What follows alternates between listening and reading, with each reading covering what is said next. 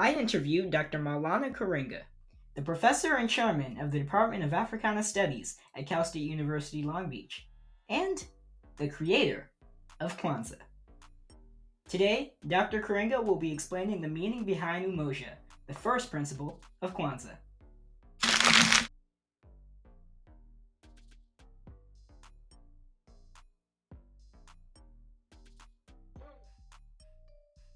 What does Umoja mean? It's Umoja, unity. And it always has striving and doing things. How we explain it. So Umoja means to strive for and maintain unity in the family, community, nation, and race. That is the world African community. So it's a pan-African emphasis from the thought, because freedom is indivisible. Love and good are indivisible, and we must share the good of the world. So Umoja means that. How can Umoja help us in the social justice movements of today? One of the most important things is to always stay in contact with the people. The more you struggle and the more you win, the more people want to help you. They don't want to help you when you're not winning, right? This is a sad thing about American. And we have to not be American, we have to be African. And we have to reshape what it means to be American.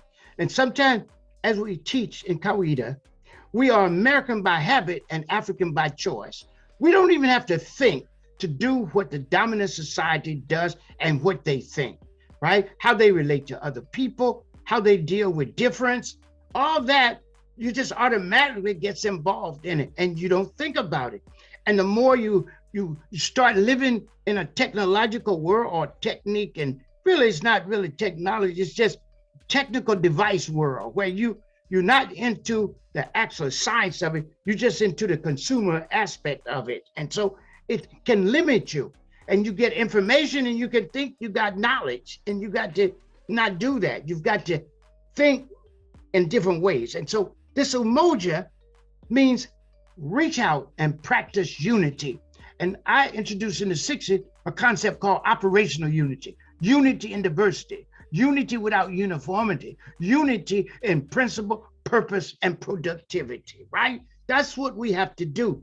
And we have to allow for differences within the group. And we have to recognize other people are struggling. One of the problems of the 60s was the white people began to point to just one group. And they still talk as if there was only one group. If I asked you right now to name two main Black Power groups, you probably couldn't do it. You only know one. I don't even have to mention it, right?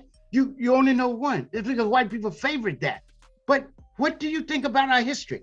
So if you say Black Lives Matter, ask what are the other groups? There are many other movements. Black Lives Matter's got to be praised. And it's just beautiful to see young people stand up, go forward, and practice.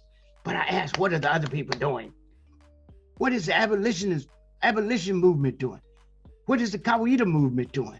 What is the anti-poverty movement doing? What is the reparation movement doing? You can't dismiss all those movements. Umoja means that we are moving as a unit sometimes when we're not even conscious of it. So think collective, think expansive. Focus in the group you choose. You have to do that. Focus on this. Don't diminish anything from Black Lives Matter, but ask yourself, is that the whole of what we talk about? Or can we talk about the Kawaida movement? Can we talk about the reparations movement? Can we talk about the anti-poverty movement? Can we talk about the anti-war movement, right? Can we talk about the environmental movement? Well, all of that is in our lives. All of that is part of what it means to be Black. And there are many more. I just gave you some of the most visible and the most well-known. I hope you guys enjoyed this segment of my interview with Dr. Karenga. Stay tuned for more segments of the interview and other different videos. Make sure to subscribe, like, and share this video. And as always, stay true to yourself.